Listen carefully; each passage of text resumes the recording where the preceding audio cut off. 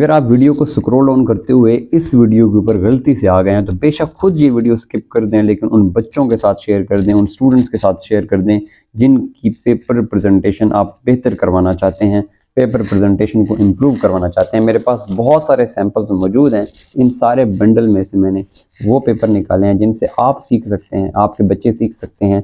और जो चीज़ें यहाँ पर मिसिंग होंगी वो खुद मैं आप लोगों को बताऊँगा, सैंपल दिखाऊंगा, एग्जाम्पल दूंगा, A to Z आप लोगों को बताऊंगा। तो आपने ये वीडियो स्किप नहीं करनी। इस वीडियो को देखने के बाद पेपर प्रेजेंटेशन के ऊपर आपको दूसरी वीडियो देखने की ज़रूरत नहीं पड़नी। तो वीडियो शुरू करते हैं। डायरेक्ट मैं आपको स्क्रीन पर लेके जाता हूँ। ये सारे के सारे पॉइंट जितने आपको नज़र आ रहे हैं, ये सारे के सारे पॉइंट्स जो है मैं एक्सप्लेन करूँगा।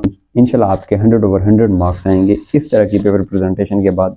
पेपर प्रेजेंटेशन में आप लोगों का कोई इशू नहीं होगा। अगर आपको आता कुछ नहीं है तो वो अलग बात है।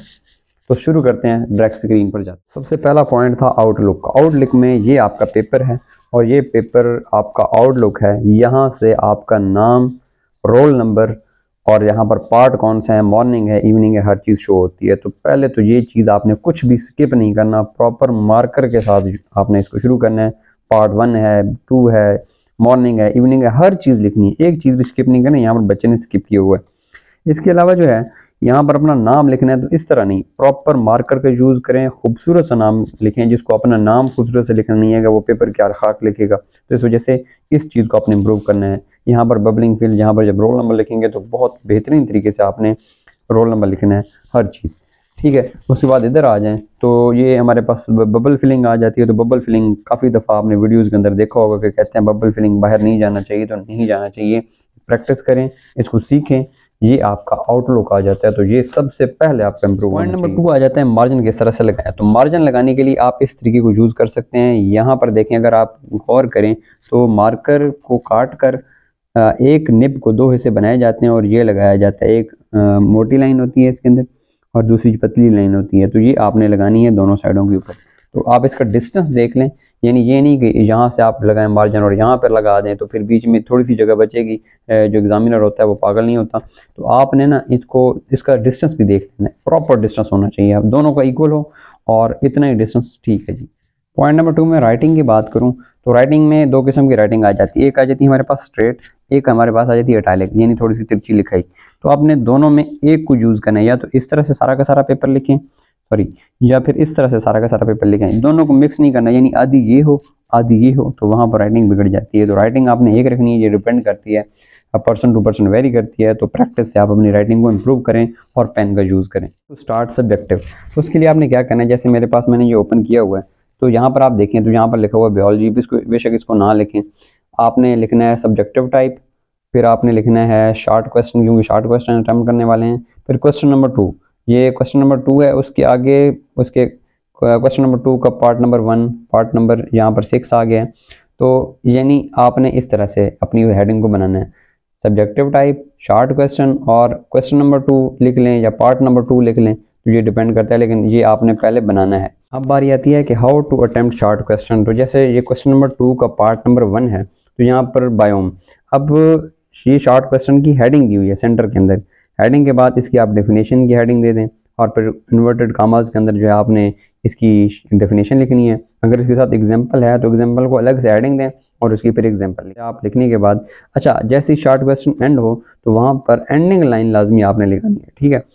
तो एंडिंग लाइन कैसे लगानी है मैं आपको एक बता देता हूँ जी। ये फॉर एग्जाम्पल यहाँ पर शॉर्ट क्वेश्चन यहाँ पर एंड हो रहा है, तो आप यहाँ पर एंडिंग लाइन लगा दें, यहाँ से स्टार्ट करें और यहाँ तक इसको ले जाएँ, यहाँ तक।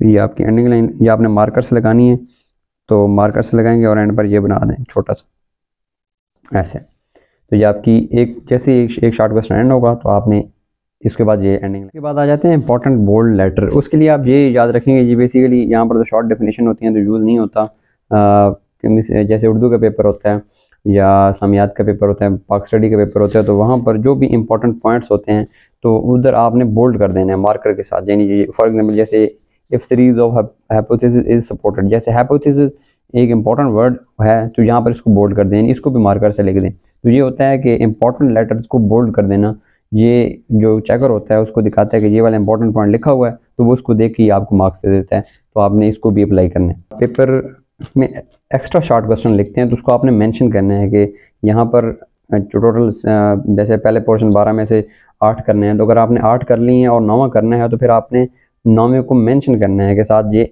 एक हेडिंग बता दीजिएगा, साथ इधर लिख दें, इधर लिख दें या इधर लिख दें कि ये एक्स्ट्रा शॉर्ट क्वेश्चन है जी स्टूडेंट्स। तो फिर आपने जो नेक्स्ट पॉइंट है वो ये है कि कटिंग से बचना है, जितना हो सके पेपर को नीट एंड क्लीन कीजिएगा, कटिंग से जितना बाज रहे हैं उतना है कि हाउ टू कट, यानी कैसे कोई अगर चीज़ आपसे मिस्टेक हो गई और उसको आपने काटना है तो उसको काटने का तरीका क्या है। आपने सिंपल करना है क्या कि हम जो मिस्टेक करते हैं वो ये करते हैं कि हम इसको ऐसे काट देते हैं जी, इसको हम ऐसे काट देते हैं, ऐसे काट देते हैं। तो इस तरह आपने नहीं काटना कभी भी। काटने का सही तरीका क्या है कि आप फॉर एग्जांपल ये मिस्टेक है तो आप इधर लाइन लगाएं, ऐसे इधर करें। आप कर सकते हैं कि इसके ऊपर आप ऐसे यहाँ से इस तरह भी लाइन लगा लें, इतनी भी लाइन लगा लें तो काफ़ी। मैं नहीं जानता कि जो वीडियोस देख रहे हैं वो कौन से बोर्ड से बिलोंग करते हैं, तो अगला क्वेश्चन यही है कि कौन सा मार्कर यूज़ करें। तो बहुत सारे बोर्ड्स के अंदर यही है कि ब्लू मार्कर को यूज़ करें, ब्लैक यूज़ ना करें, तो आप ब्लू मार्कर को यूज़ कर सकते हैं।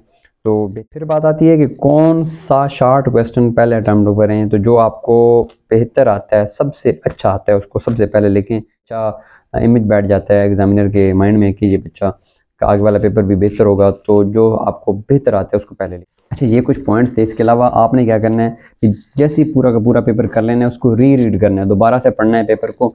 और इसके अलावा आपने क्योंकि इस दोबारा पढ़ने से जो चीज़ें रह गई होंगी आप उनको दोबारा से इम्प्रूव कर लेंगे, यानी उनको बेहतर कर सकते हैं। कोई मिस्टेक हो गई होगी तो वहाँ पर आपको याद आ जाएगा, तो दोबारा पेपर लाजमी पढ़ना है। अब आखिरी चीज़ ये है कि आपने जंग में जाने के लिए फ़ौजियों के पास हथियार होते हैं, बोतल पानी की होती है, हर चीज़ मौजूद होती है।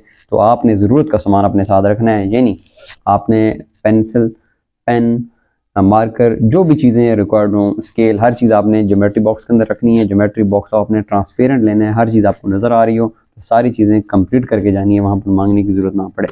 तो इसके अलावा कोई भी ऐसा पॉइंट जो आपको लगता है कि पेपर प्रेजेंटेशन में होना चाहिए, कमेंट के अंदर मेंशन करें। मकसद यही है कि आप लोगों की बेहतरी हो जाए, तो मुझे भी पता चलेगा बहुत सारे पॉइंट्स शायद रह गए हों, तो वो हम उनको इंशाल्लाह इंप्रूव करने की कोशिश करेंगे। Thank you so much. Allah.